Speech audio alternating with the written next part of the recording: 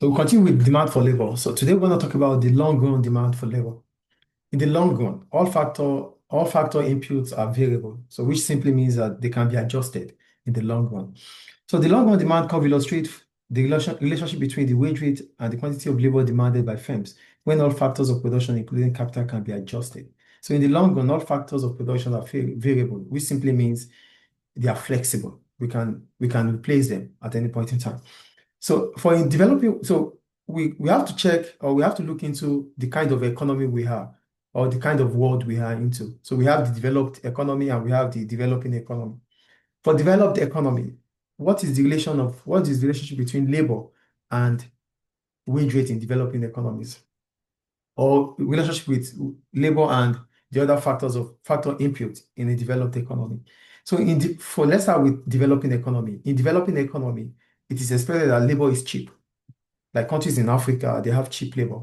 So that means most firms in developing economy would use labor-intensive method of production because labor is relatively cheaper compared to other factor For inputs. example, like Apple producing its phone in India or China because China, they're yeah, cheap. because they have Yeah. large population there. And because they have large population, the supply of labor in China is more.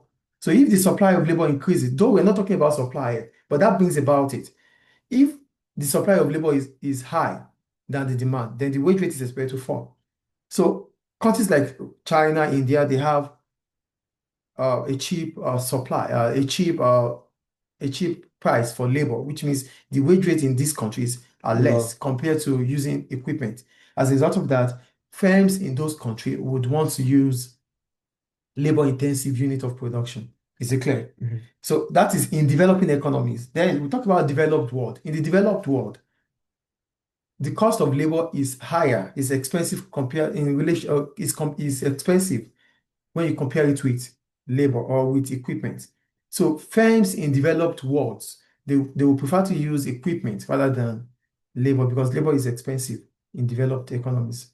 Do you understand? Yes. So for firms in developed world, they use capital intensive techniques for their production. Any question about that? No.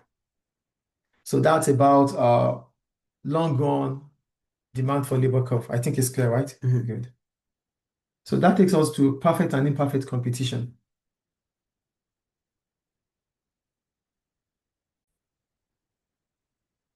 So we go to perfect and imperfect competition in relation to demand for labor.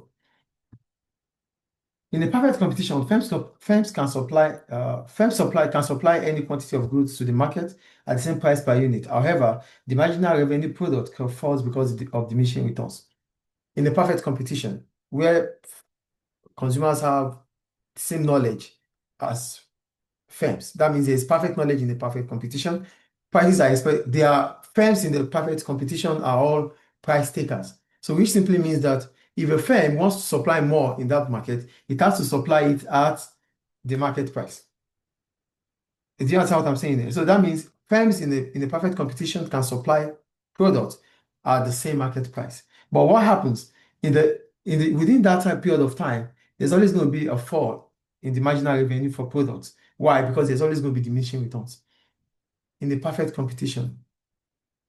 So if demand for labor continues to rise over time, the marginal revenue products of firms would fall because they won't be able to make much more because they're going to spend more on workers. So that reduces the amount of money they make.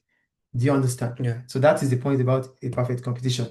At the end of it all, the demand curve for labor in the perfect competition is downward slope.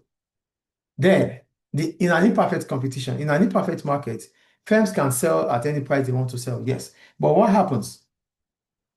If they have to increase the quantity they want to sell, they have to reduce the price. You can't increase price and at the same time increase the quantity.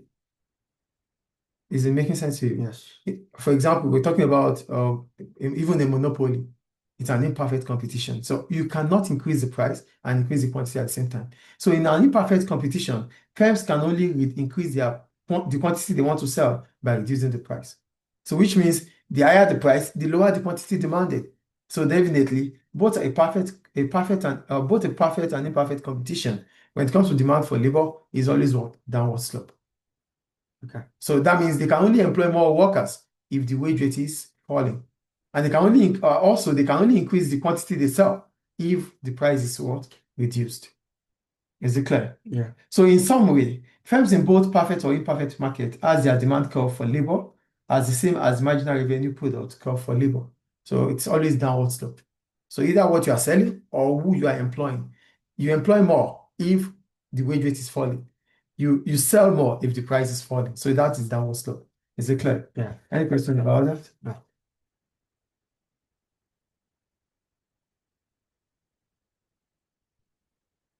So that takes us to factors influencing elasticity of demand for labor. Are you there?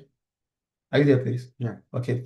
So for elasticity of demand for labor is the degree of responsiveness between the quantity demanded of labor as a result of a change in the wage rate. So there's elasticity based on the fact that firms or employers are responding based on the fact that the wage rate has changed. That is elasticity of demand for labor.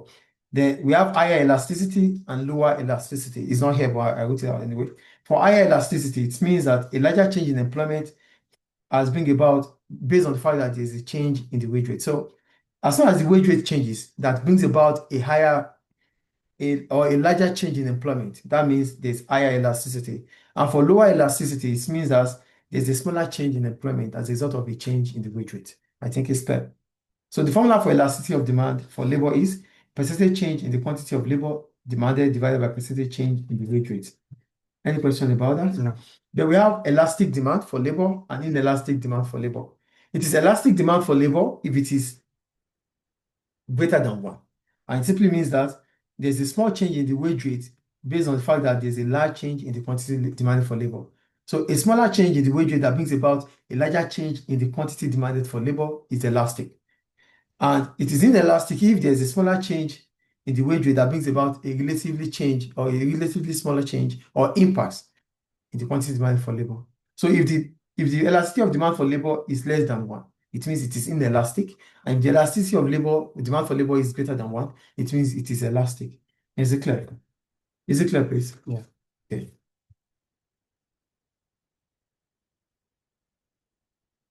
So that takes us to the factors.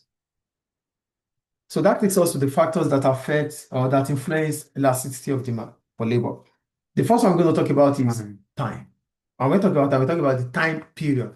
So remember, for firms, the time is either the short or the long time, right?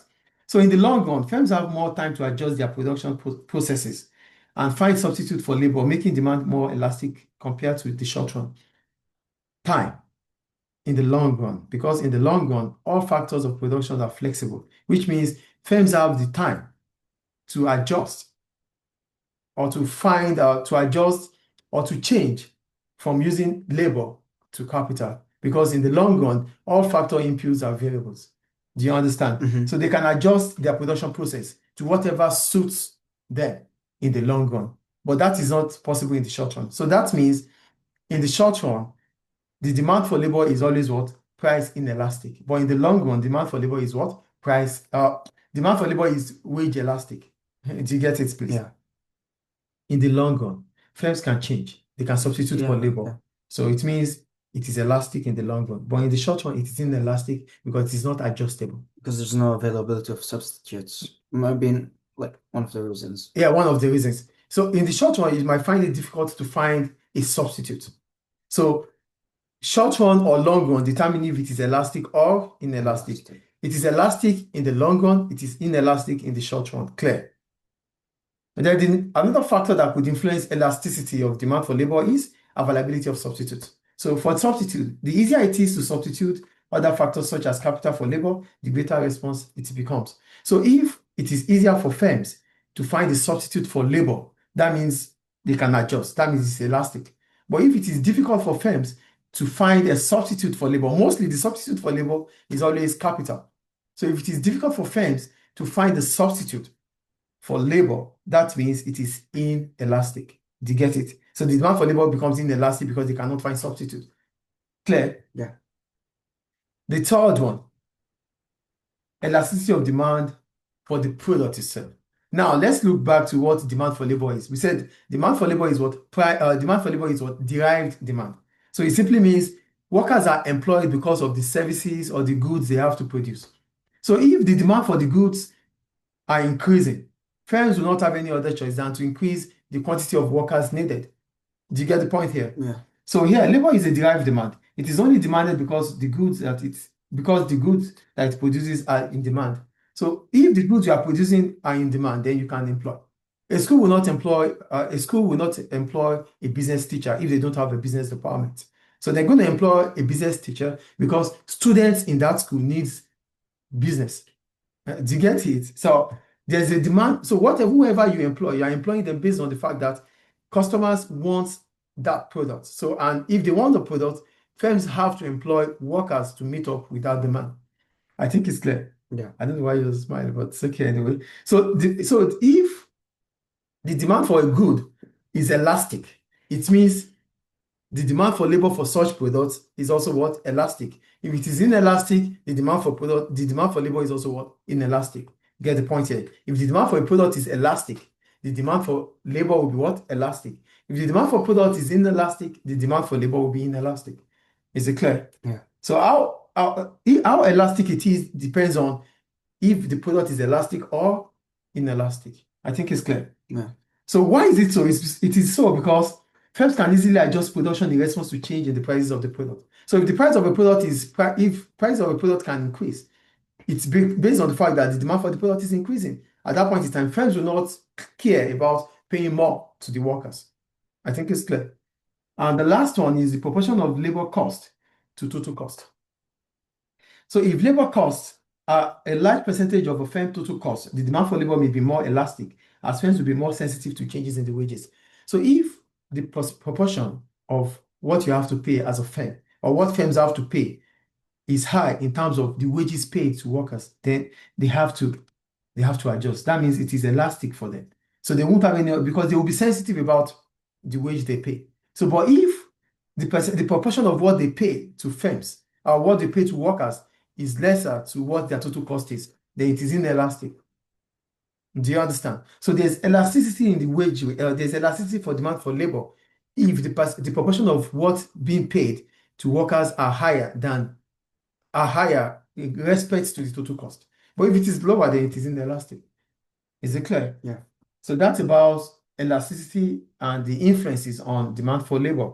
Then the graphical representation of elastic and inelastic demand for labor is this. So here, this is elastic demand for labor. It is elastic based on the fact that the wage rate is increasing. If wage rate increases, it contracts here. So it is elastic. This is an elastic demand for labor. Here, it is inelastic.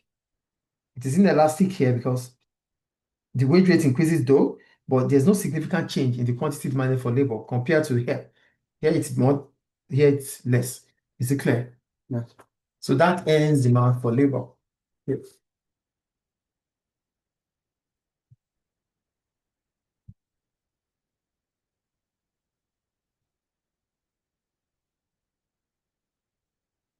You have activity 3, right?